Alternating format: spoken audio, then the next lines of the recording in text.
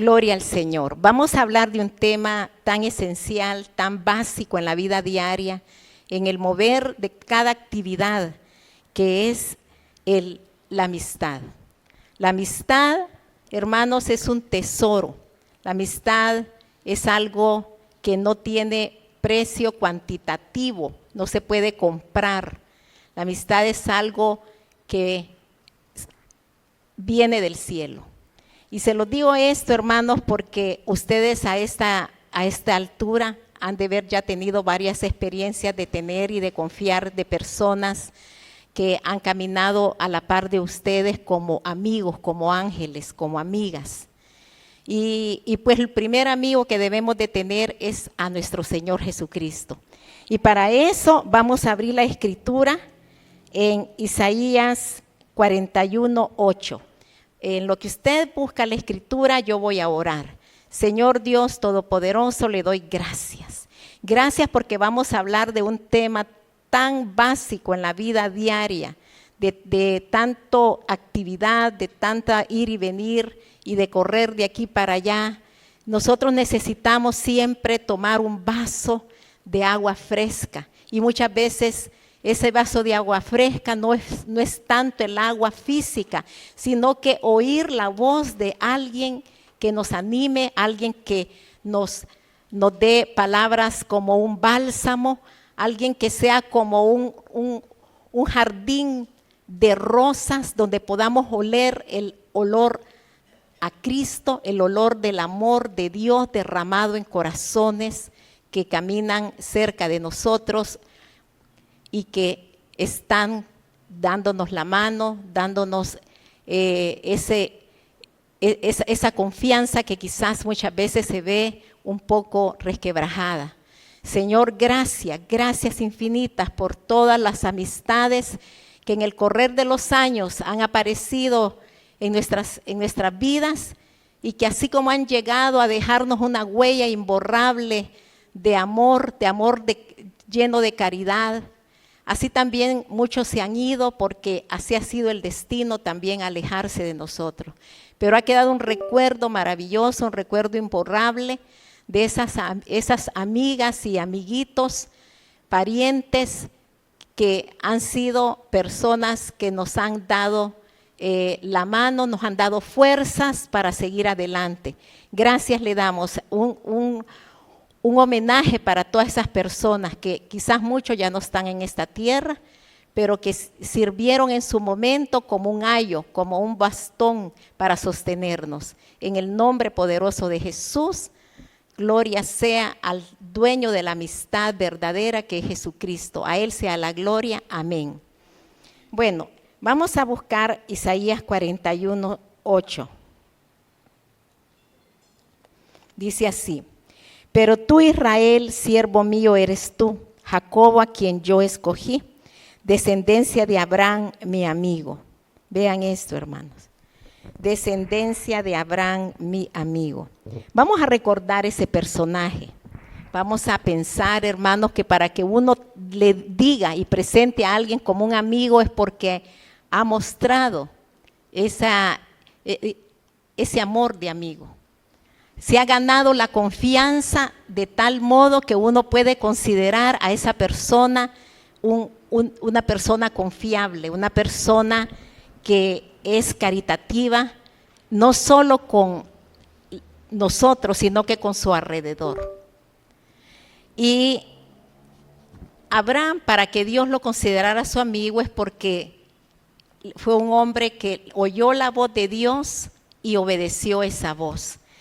Y eso es, hermanos, porque Dios formó en el vientre de la madre de Abraham ese embrión que le iba a servir para ser patriarca de la nación de Israel. Entonces, yo recuerdo que hay un kibutz a un lado de Jerusalén, a un ladito, que se llama el kibutz Rachel, porque así se pronuncia el nombre de Raquel en hebreo, Rachel. Y ahí están 3 olivos y los tienen como un homenaje y todos los que entramos a ese kibutz siempre nos dicen, vean ese panorama porque al fondo es el horizonte y ve usted 3 olivos. Y siempre la pregunta del guía, ¿quiénes creen que son esos 3 olivos?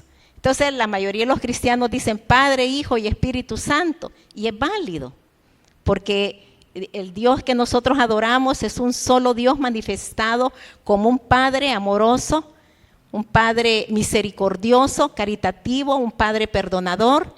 El Hijo, que es el que vino a obedecerle a ese Padre y a entregar su vida para la salvación del mundo, para la redención de toda la humanidad eternamente, y el Consolador, que es el Espíritu Santo.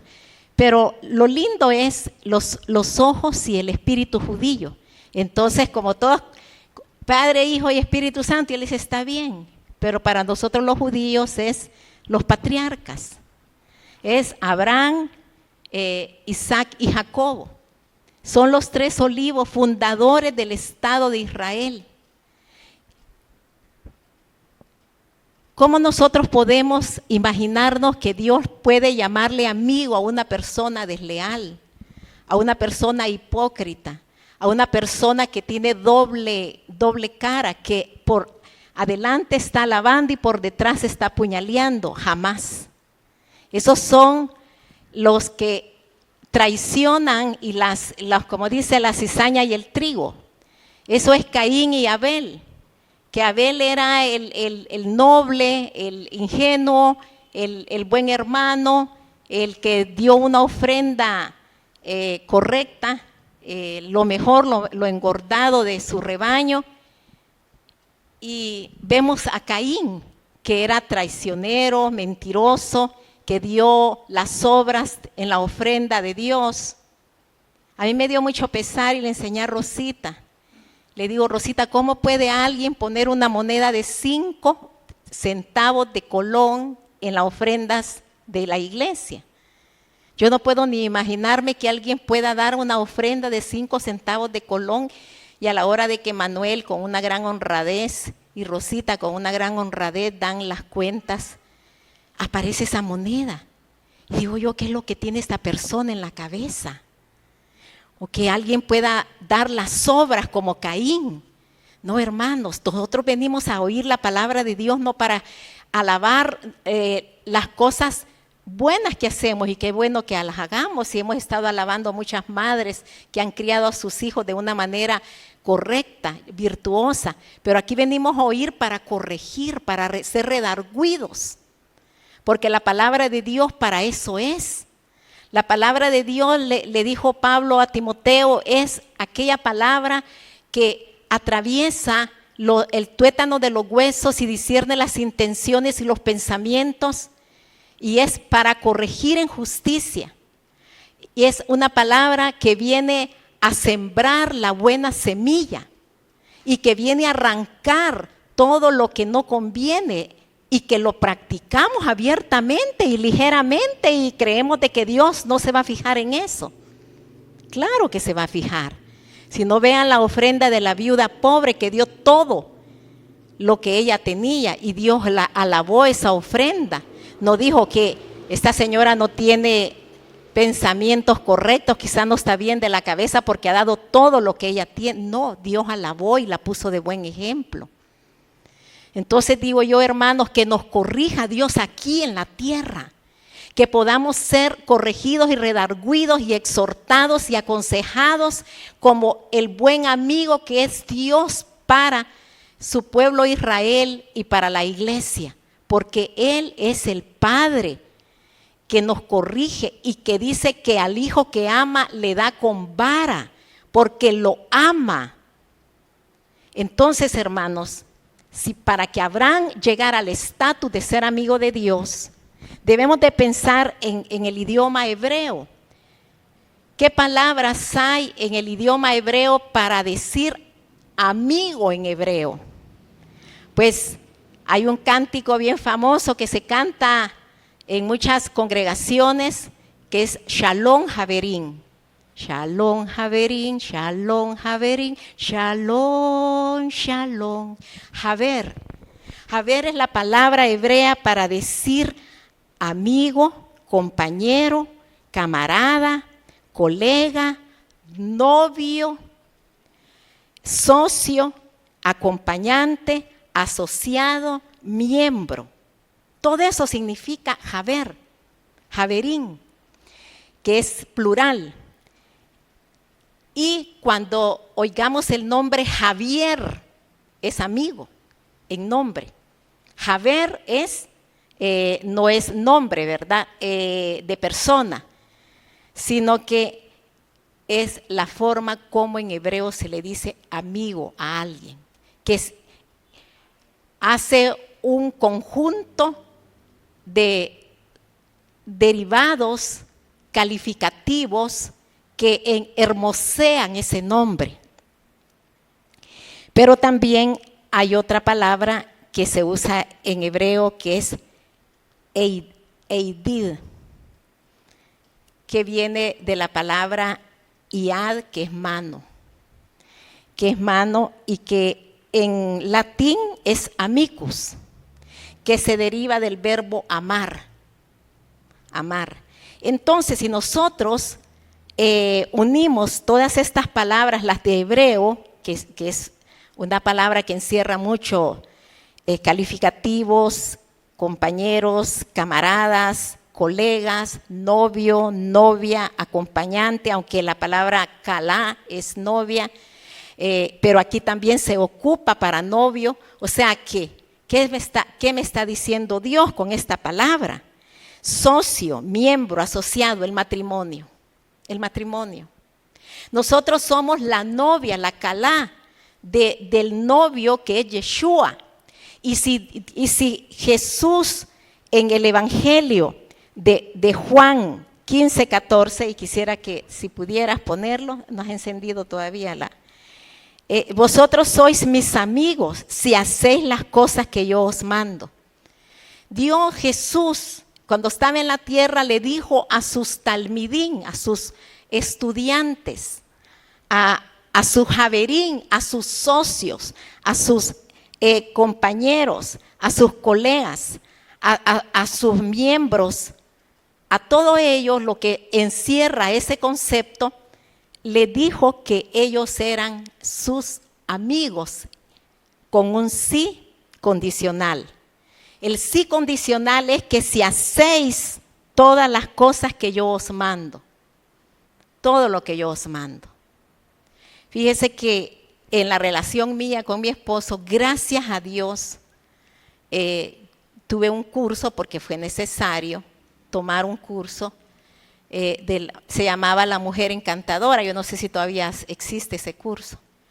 Lo tomé y ahí aprendí la belleza de la santidad de la esposa para con el esposo, porque no tenía esas herramientas, no tenía ese conocimiento.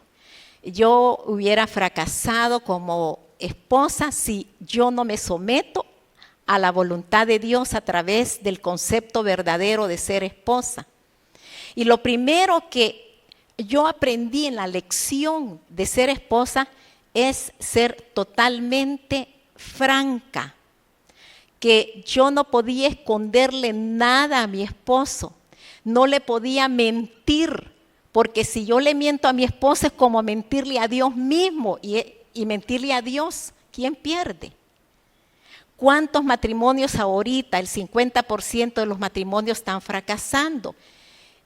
Con una frecuencia y con una periodicidad más cercana que antes. ¿Por qué? Por el celular. Porque allí el esposo descubre un montón de mentiras que la esposa tiene ocultamente y viceversa. Bastantes matrimonios me he dado cuenta yo que fracasan al descubrir la doble personalidad que tienen esas parejas porque no fueron instruidos en ser amigos verdaderos. El mejor amigo no es el perro, no, el perrito es un animal inocente, hermanos. El perrito está agraciado para que en la vida nos dé alegrías. Miren que se murió Taquito. Rodrigo ha llorado como un niño. Ese lloraba como que se había muerto la mamá. al grado que a la hora de dar la clase no pudo dar la clase, se tiró al suelo a llorar y todos los alumnos de él contemplando ahí al coach, al maestro de gimnasia. Estaba deshecho. Igual yo cuando me comunicaron y me pusieron a Taquito, que era mi amigo, él cuando me vio a mí, él dijo, esta es la alfa de este lugar, esta es la principal. Yo me quedé tan asombrada que entró Taco y él sabía que yo era la principal. ¿Y cómo sabía Taquito, un chihuahua, que yo era la mamá de Rodrigo? Pues, ¿cómo sabía? Yo no entiendo. Ese Taquito me amaba con una intensidad que ustedes no tienen una idea. Y él mordió a todo el mundo mordió. A Rosita, a Memita, al hermano Fernando, a Manuel, a Vicky. ¿A quién no mordió el tal Taquito? Solo a mí no me mordió a Rodrigo Andrés, mordió a Rodrigo, él dice que se jacta que él no lo mordió. Y solo a mí no me mordió. Mire, él era mi amigo, pero es un perrito. Pero mi mejor amigo es Jesús, hermanos. Ya no tengo esposo, que como yo le digo a veces a Manuel y a Rosita, aún a Rabino, miren, yo no tengo con quién compartir mis sentimientos, mis pensamientos, mis emociones, solo los tengo a ustedes. Por favor, escúchenme, y ahí atentos ellos. ¿Y vos qué pensás, hijito? Le digo yo a Manuel. ¿Y vos qué pensás, Rosita? Yo quiero oírte. Usted, Rabino, mire, ¿qué opina usted de esto que hemos pensado? ¿Cómo lo ve usted?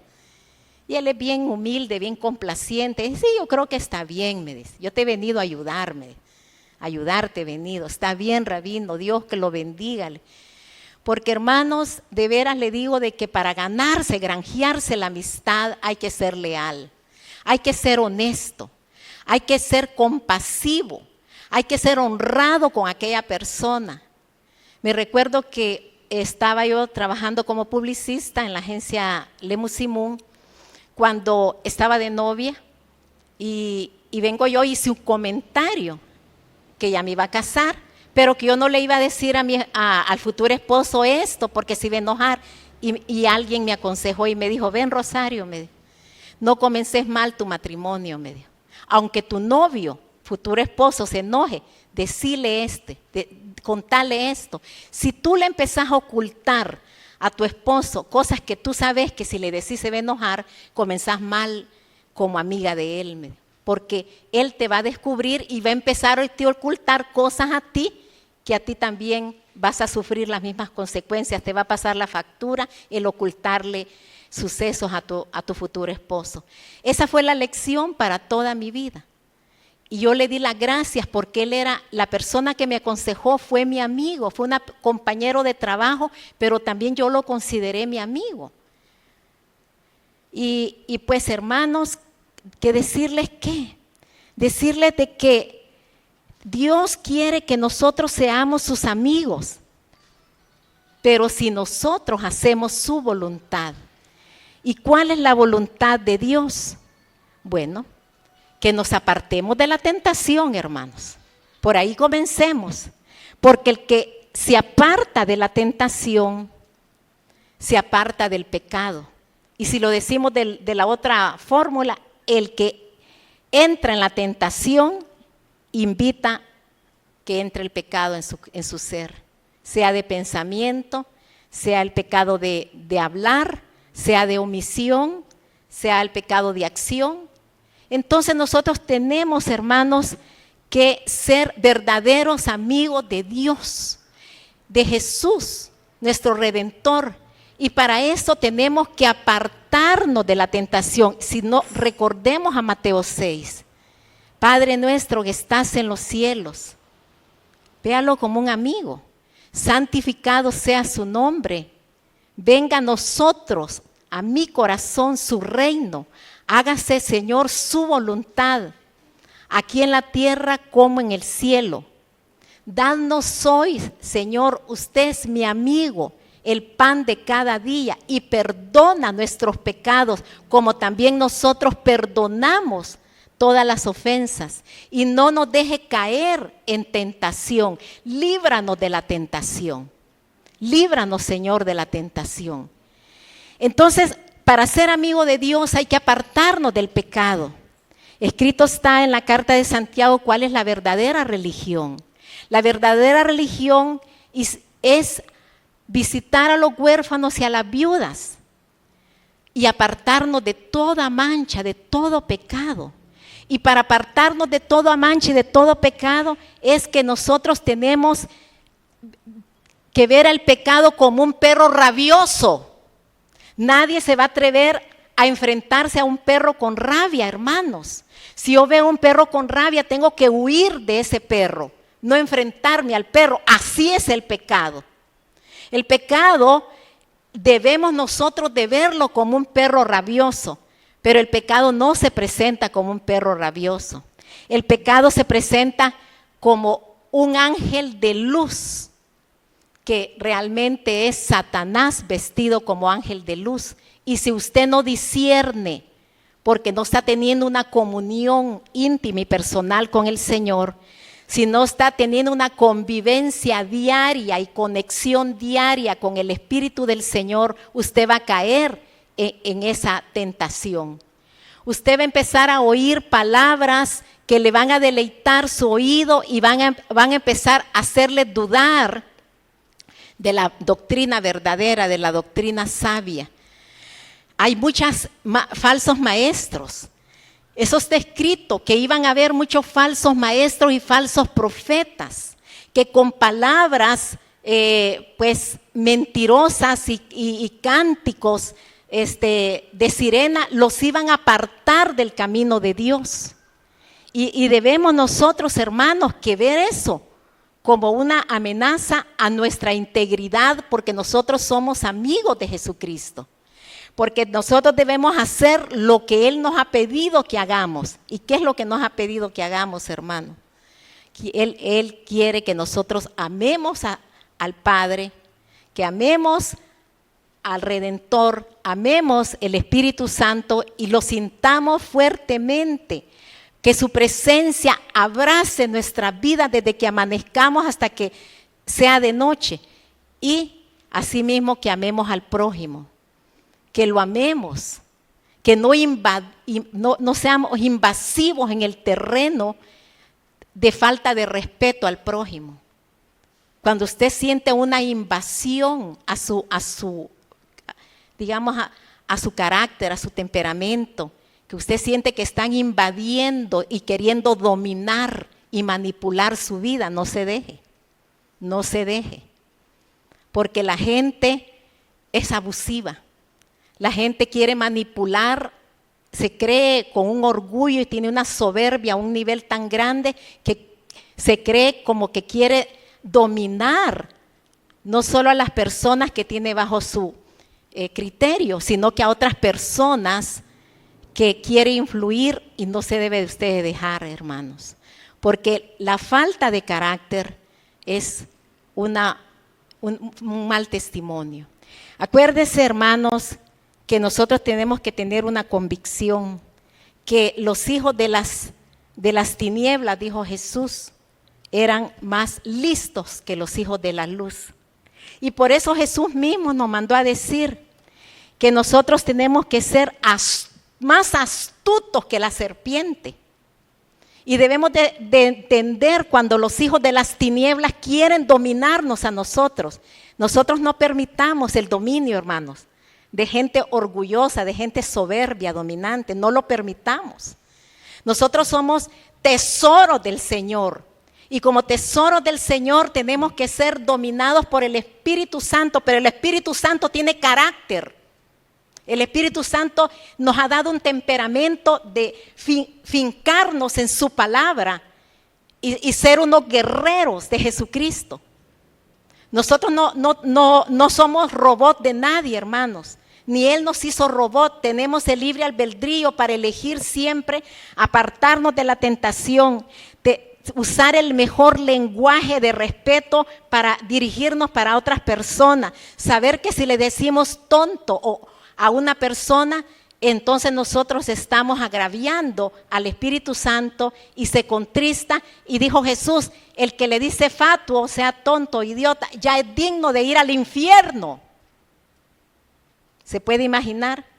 Por eso es que nosotros debemos de guardar, el que guarda la lengua, guarda su vida. Y el que despotrica con la lengua y invade la privacidad, invade la personalidad de otras personas, esa persona es falto de amor. Y quién sabe, hermano, si Dios la va a corregir o lo va a corregir para que se vaya corregido de esta tierra y no vaya a pagar las consecuencias. Señor, dijo en Mateo 7, si yo en tu nombre eché fuera demonios, maldito. Si yo en tu nombre imponía manos y los enfermos sanaban, maldito. Si yo predicaba el evangelio, maldito al fuego eterno con Satanás y los demonios hipócritas. Porque el diablo conoce todo esto y tiembla, hasta se le puede arrodillar al Señor, pero es Satanás, no es el Hijo de Dios. El Hijo verdadero de Dios conoce el camino de la palabra de Dios, conoce donde hay luz de Cristo y conoce cómo pedir fuerzas cuando está débil. Diga el débil, fuerte soy, dice el Señor. Vamos a ir a Isaías 44, solo maneje un poquito más. Y dice así, ahora pues, 44:1. Ahora pues oye Jacobo, siervo mío, y tú Israel, a quien yo escogí. Fíjese bien, Jacobo fue siervo. Hermanos, cuando nosotros estamos dispuestos a servir, es que nosotros estamos dispuestos a hacer la voluntad de Dios. Y esa es la voluntad de Dios, que seamos buenos trabajadores en su reino, que seamos buenos viñadores en su viña, que seamos buenos espigadores en su cultivo de espigas, que seamos constructores del reino de Dios, que seamos nosotros impulsadores del reino de Dios, porque el reino de Dios es justicia, gozo y paz. Para que haya paz tiene que haber justicia. Si usted, hermano, no tiene la sabiduría de hablar con justicia, va a traer contienda. Y la lengua se usa muchas veces para hacer incendios en los hogares, para hacer incendios en las familias. Debemos de ser prudentes para no causar daño e invadir la privacidad y el temperamento y el carácter de las otras personas. Mejor callar y no hablar para herir sentimientos. Y hermanos, la palabra de Dios nos forma el carácter. La palabra de Dios es la que nos da convicción de pecado, porque en Cristo hay poder, en Cristo, hermanos, hay victorias. Y las victorias se van a alcanzar, hermanos, cuando nosotros tengamos una voluntad, pongamos nuestra voluntad al servicio del reino de Dios. Y vamos a cosechar muchos frutos. Yo acabo de estar con mi familia y yo vi que aquí he sembrado, porque yo los tengo enfrente de ustedes y aquí pues amanezco y anochezco y aquí trabajo, porque siento que es un trabajo que me ha enaltecido más que ser publicista y mercadóloga.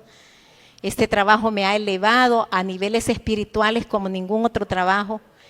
Y aquí yo trato con una gran delicadeza a Rosita, con una gran prudencia a Manuel, aún para poderle hacer un llamado de atención. Yo medito y oro cómo le voy a decir para no invadir su personalidad y su forma de ser. Y tuve de aliada por muchos años cuando no estaba casada a mi madre. Después mi mejor aliado fue mi esposo, mi mejor amigo, compañero, socio, novio, mi novio por el cual seguiré estando enamorada de mi esposo y así voy a morir enamorada de mi esposo terrenal.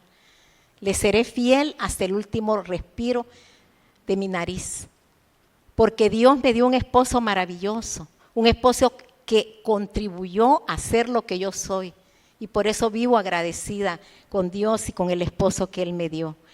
Pero ahora, hermano, tenemos una gran lucha en este mundo. Hay un mar embravecido que quiere que la iglesia salga de rebaño y quiere que otros pastores que son farsantes, que son pastores mandados por el enemigo, que son los asaltadores del rebaño, que son los que roban las ovejas, llevarse a las ovejas y desviarlas y destruirlas. Y ese mar embravecido, hermanos, es lo que estamos viendo en esta sociedad. Voy a ir finalizando para describir un poquito lo que las señales antes del fin, que Dios nos las dio Jesucristo en Mateo 24. Si Jacobo fue siervo mío y tú Israel, quien yo escogí, pues lo mismo le dice a usted. Usted es siervo del Señor, usted es escogido de Dios. Desde el vientre de su madre, Dios tuvo a bien elegirlo o elegirla para ser un siervo dentro de su hacienda, dentro de su viñedo, dentro de su plantío. Así como Israel, que es Jacobo, que es siervo de Dios, así también nosotros venimos a ser siervos del Señor y tenemos que enfrentarnos a las señales del fin sabiendo con anticipación que esto iba a darse. Guerras y amenazas de guerra, hambre, terremotos, señales en la tierra y señales en los cielos. Apostasía, muchos abandonarán la fe y van a querer sacarlo de la fe, pero usted no permita porque usted está afincado en la palabra de Dios. Persecución a la iglesia, persecución a Israel, lo estamos viendo en todos los medios masivos. Un odio al pueblo de Dios, un antisemitismo, antisionismo, un anticristianismo diríamos nosotros, porque dicen hoy estamos con los del Shabbat y mañana vamos a estar con los del domingo. Así gritan los terroristas. Una traición, hermanos. Cuando usted sea traicionado, recuerde que Jesús mismo fue traicionado por Judas. Fue abandonado por sus discípulos, por sus amigos, los que le dijo, ustedes ahora son mis amigos, pero si hacen mi voluntad. Es un odio, es una ingratitud, es una maldad sin límites. Ustedes vieron lo que hicieron el 7 de octubre del año pasado con niños, mujeres embarazadas, abuelos, abuelas que salieron del holocausto, hombres que estaban descansando en sus habitaciones y jóvenes que estaban bailando y estaban en esa inmadurez de la edad de la juventud y estaban bailando. En ese momento que entró los terroristas, estaban bailando American Pie, aquella canción que fue quizás de la época de mi generación. Esa estaban bailando, American Pie. Y ahí entraron los terroristas y fueron sorprendidos todos ellos. Y hermanos, una maldad sin límites, increíble, y el amor frío, como decía Manuel, que es sabiduría para orar, que dice que la guerra de Israel no solo es la guerra de los 7 frentes terroristas, sino que es la guerra de los medios masivos de comunicación. Si ven un judío que lo están pateando, ni se inmuta los derechos humanos. Si ven a mujeres judías que la están violando, ni siquiera desaprobaron esas acciones. Si ven niños que fueron horneados en los microondas, ni siquiera protestaron por eso. Así está el mundo el mar embravecido, Satanás embravecido porque le quedan cortos días y porque su tiempo se está terminando. Y hermanos, finalmente, los conflictos internos con Israel, porque tiene conflictos internos, porque así va a encontrar Dios a Israel, porque escrito está que Él iba a venir a perdonar la impiedad de Jacobo y el pecado de Israel, y que Israel en un solo día iba a ser salvo, porque en Zacarías 12 muestra la salvación. Cuando vean al traspasado, mirarán y llorarán y dirán, este es el cristiano el Jesús de los cristianos, y se van a convertir a Jesucristo, y por eso en un solo día Israel será salvo.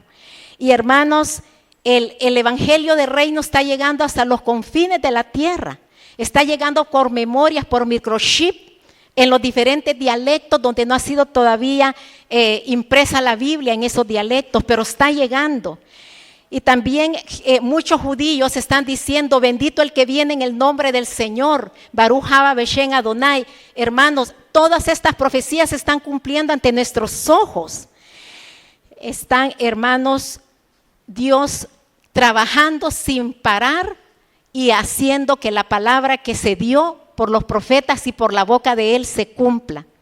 Pero también últimamente ha habido un cambio radical a nivel mundial. Este cambio radical viene porque Dios trabaja con hombres. Dios trabajó con Abraham, con Isaac, con Jacobo, y Dios está trabajando con Donald Trump. Y no es porque voy a hablar de política, porque no tiene nada que ver la política, sino que la profecía bíblica. Y Donald Trump, hermanos, 3 veces quisieron asesinarlo y no pudieron. Y este varón es el único presidente que después de haber perdido y ha sido derrotado y fue presidente antes, convoca de nuevo a su partido y queda como presidente de la nación más poderosa del mundo. Y este retorno de este varón véalo desde el punto de vista bíblico. Porque él ahorita, hermano, no ha llegado todavía a la Casa Blanca y está arreglando las cosas que están puestas de cabeza. Ya le dijo al presidente de Qatar que expulse a todos los terroristas de Hamas que viven en Qatar, y ya los expulsaron. Ya Irán ya le mandó a decir a Donald Trump que quiere trabajar con él de manera pacífica. Irán, los ayatolás de Irán. Ya le dijo Hezbollah que quiere la paz a través de que él ponga acuerdos de paz con Hamas e Israel. Ya también los gazatíes y los Hezbollah, todos ellos ya están buscando la paz y que sea Donald Trump el que sea el intermediario. Hermanos, quiero decirles que todo esto que está sucediendo en esta tierra es porque hay una profecía que dice, cuando todos digan paz y seguridad, entonces vendrá destrucción repentina. Y está en 1 de Tesalonicenses 5:3. Hermanos, todo esto veámoslo como un panorama general de una plataforma que Jesús está con unos deseos de retornar primero a recoger su iglesia y después a defender a Israel, porque mire cómo está siendo atacada Israel. Mire cómo sin ponerse ni siquiera incómodos, grandes presidentes de Occidente hablan en contra de Israel. La ONU la ha condenado, es el país con mayor condenas que todas las naciones en el mundo a través de la ONU. Israel es condenado. Israel está siendo acusado como genocida, como asesinos, y todos los ciudadanos de Israel están siendo odiados en casi todo el planeta Tierra. Pero, hermanos, todo esto está profetizado en Daniel 2, donde Nabucodonosor ve una estatua y ve los 4 imperios que eran fuertes y poderosos y que rodearon la tierra y conquistaron reinos y sometieron reyes y fueron lo más poderoso de su época, pero también así fueron destruidos. Y tenemos a Babilonia, tenemos a los medos persas, que es Irán, a los elamitas, que es Irán, tenemos a los griegos que fueron y desaparecieron, y tenemos a Roma, el grande imperio romano que fue y desapareció, y finalmente este imperio romano aparece con pies de barro y con piernas de hierro, y le ve fracturados los pies de barro porque son 10 dedos, que son reinos que se pelean entre sí. Y este es el momento, hermanos, donde va a haber un tiempo de paz y va a haber un tiempo de una falsa convenio mundial. Y toda la gente va a decir, bueno, por fin conquistamos la paz. Vino un hombre que es billonario, porque él no es millonario, es billonario, que puso la paz. Pero este hombre que está rodeado de evangélicos y que después de celebrar su gane con un gran culto de adoración, se fue a la comunidad israelita y con los rabinos también celebró una acción de gracia. Este hombre que le ha dado la mano hasta el presidente de Corea del Norte, le ha dado la mano a Putin. Putin ya le dijo que va a trabajar en paz con él. Ya todos los reyes de la tierra le están diciendo que quieren negociar la paz con este hombre. Hermanos, prepárese porque el tiempo se acorta, se acerca, el Cristo viene, Cristo viene. Yo no oigo ningún amén. Apláudale al Señor, hermano.